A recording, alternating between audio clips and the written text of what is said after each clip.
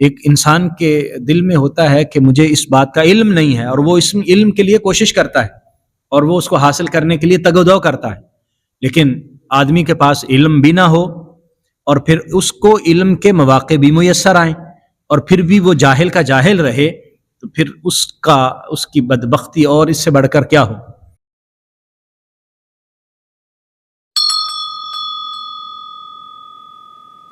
بسم اللہ الرحمن الرحیم۔ سورہ توبہ پڑھ رہے ہیں، 11واں پارہ شروع ہے، 97 نمبر آیا مبارکہ ہے سورہ توبہ کی۔ اعوذ باللہ من الشیطان الرجیم، بسم اللہ الرحمن الرحیم۔ الاعراب اشد کفرا ونفاقا واجدر الا يعلموا حدود ما انزل اللہ علی رسولہ واللہ علیم حکیم۔ سابقہ آیات میں ان منافقین کا تذکرہ ہوا جو مدینہ میں رہنے والے تھے، نبی کریم صلی اللہ علیہ وآلہ وسلم کے ساتھ ظاہری طور پر کلمہ پڑھ کے حضور کے لشکر میں شامل ہوئے، حضور صلی اللہ علیہ وآلہ وسلم کی مجالس میں بیٹھتے، لیکن دل سے انہوں نے ایمان قبول نہیں کیا۔ اب اس آیہ مبارکہ میں ان لوگوں کا ذکر ہے کہ جو ارد گرد دیہاتوں میں رہنے والے تھے، تو وہ بھی ان منافقین کے ساتھ شامل تھے۔ ان کے بارے میں یہاں بتایا گیا ہے کہ وہ کفر میں اور نفاق میں، منافقت میں زیادہ سخت ہیں، یعنی جس طرح ان کی جہالت اور اللہ کے احکام سے لا علمی، اور ویسے بھی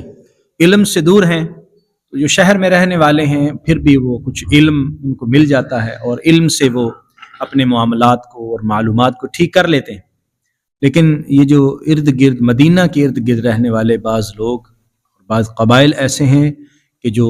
کفر میں اور منافقت میں حد سے زیادہ تجاوز کیے ہوئے ہیں، بہت ہی سخت قسم کے منافق ہیں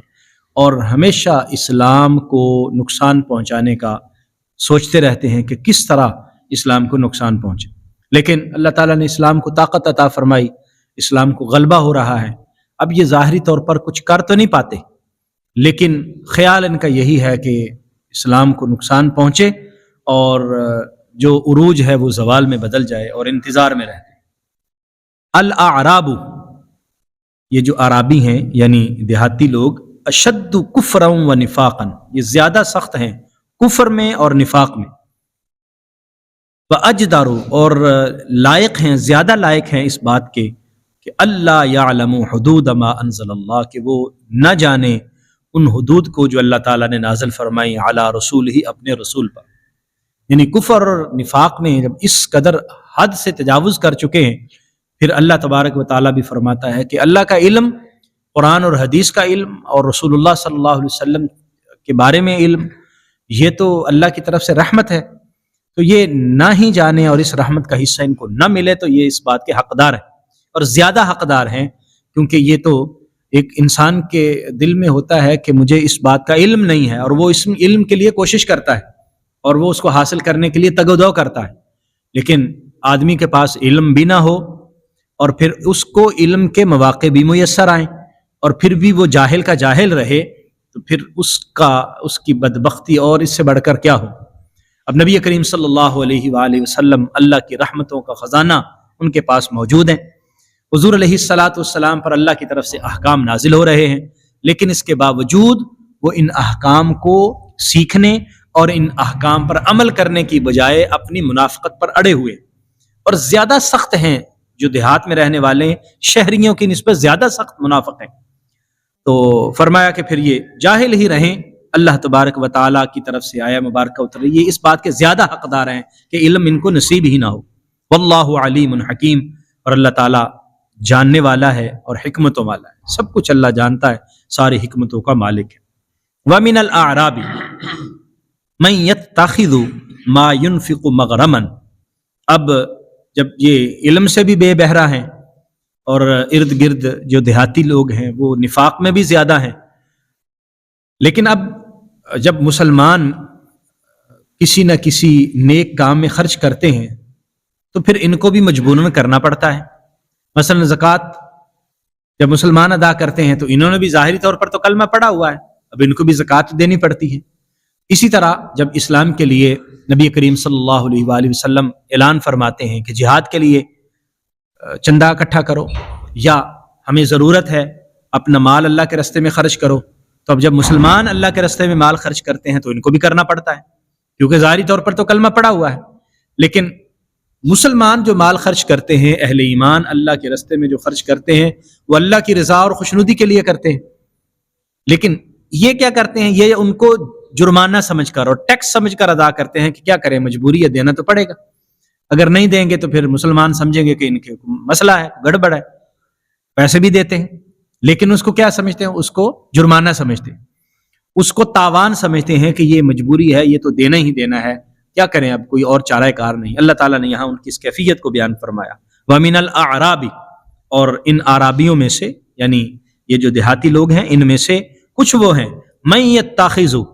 جنہوں نے بنا لیا، جو بناتے ہیں، مَا يُنْفِقُ، جس کو وہ خرچ کرتے ہیں، مغرمن،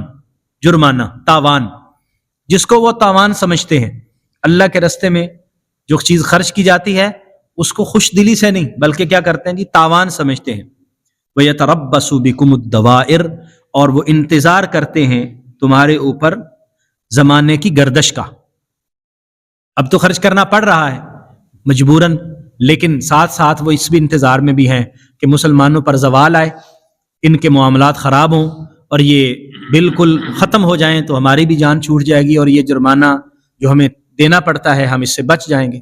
یعنی نبی کریم صلی اللہ علیہ وآلہ وسلم اور مسلمانوں کے اوپر زوال کا انتظار کر رہے ہیں، یہ جو عروج کی طرف اسلام بڑھ رہا ہے اور دن بدن ان کو عروج و ترقی ہو رہی ہے، یہ زوال میں بدل جائے اور یہ نیچے چلے جائیں تو پھر ہم بھی جو ہے نا وہ اس سے بچ جائیں گے۔ وَيَتَرَبَّصُ بِكُمُ الدَّوَائِرَ، حالات یعنی گردش زمانہ کا انتظار کرتے ہیں، علیہم دائرۃ السوء، اللہ تعالیٰ فرمایا کہ بری گردش جو ہے وہ انہی کے اوپر آئے گی۔ اسلام کو انشاءاللہ کچھ نہیں ہوگا، اسلام روز بروز ترقی کی طرف بڑھے گا اور اس میں ترقی مزید افزوں ہوتی چلی جائے گی۔ جو زوال آئے گا وہ ان منافقین پر آئے گا، اسلام کو انشاءاللہ زوال نہیں آئے گا۔ علیہم دائرۃ السوء واللہ سمیع علیم، اللہ تعالیٰ سب کچھ سنتا ہے اور سب کچھ جانتا ہے۔ یہ جو باتیں کرتے ہیں منافقین اپنی نجی محفلوں میں، اللہ تعالیٰ اس سے بھی آگاہ ہے، اللہ جانتا ہے، اللہ کے علم میں ہے اور اللہ وہ باتیں سن رہا ہے جو کچھ یہ کہتے ہیں اسلام کے خلاف، جو اندرونی سازشیں کرتے ہیں، اللہ اس سے بھی واقف ہے، اور اسلام کے لیے ان کے دلوں کے اندر جو نفرت ہے اسلام نبی کریم صلی اللہ علیہ وآلہ وسلم کے متعلق، اللہ اس سے بھی واقف ہے، اور جو بد دعائیں کرتے ہیں اللہ اس سے بھی واقف ہے، ساری چیزیں اللہ جانتا ہے، اس کے علم سے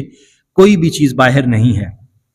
یہ تو حالات ہیں ان منافقین کے، ان دیہاتیوں کے جو کفر اور نفاق میں آگے بڑھے ہوئے ہیں، جو دل میں اسلام کے زوال کی تمنا رکھتے ہیں،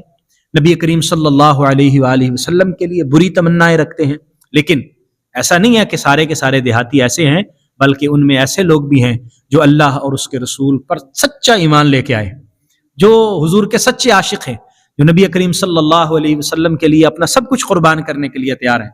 اور وہ خرچ کرتے ہیں تو وہ بڑی خوش دلی سے خرچ کرتے ہیں اور اللہ کا شکر ادا کرتے ہیں کہ اللہ نے انہیں اپنے راستے میں خرچ کرنے کی توفیق عطا فرمائی۔ فرمایا وَمِنَ الْأَعْرَابِ،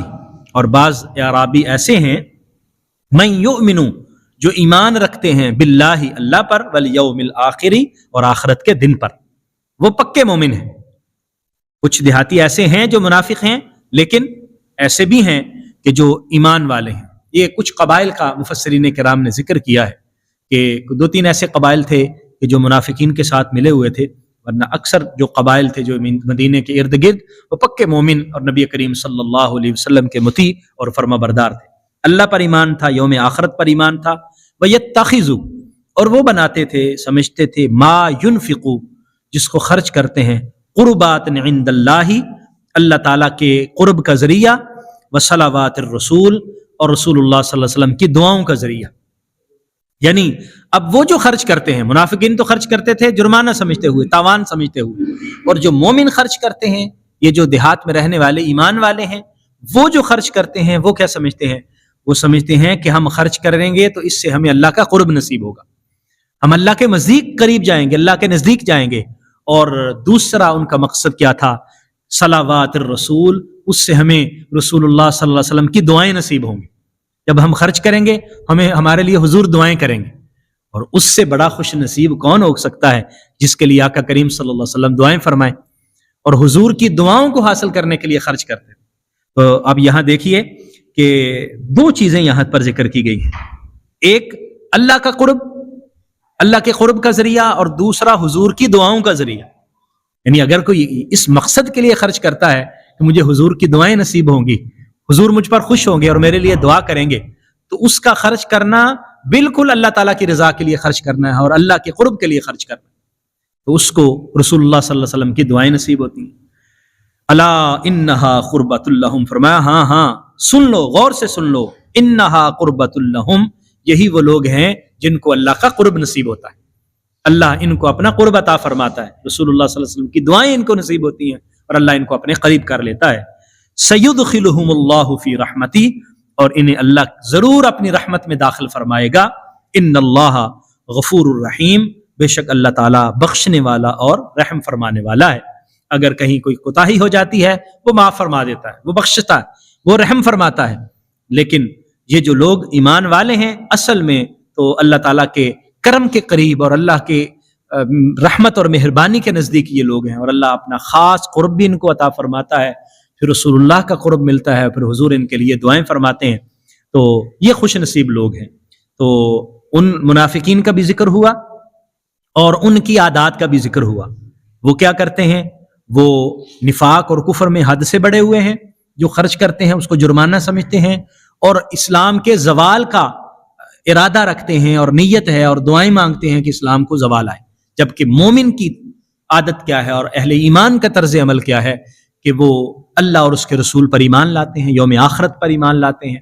اور جو وہ اللہ کے راستے میں خرچ کرتے ہیں مقصد ان کا اللہ کا قرب حاصل کرنا، رسول اللہ صلی اللہ علیہ وسلم کی دعائیں حاصل کرنا ہوتا ہے. اللہ فرماتا ہے ان پر پھر میرا فضل بھی ہے، ان پر میری رحمت بھی ہے، اور ان کو ضرور میں اپنے فضل اور رحمت میں داخل فرماؤں گا، اور اگر کوئی کوتاہی ہو گئی تو وہ معاف فرمائے گا. اللہ کریم ہمیں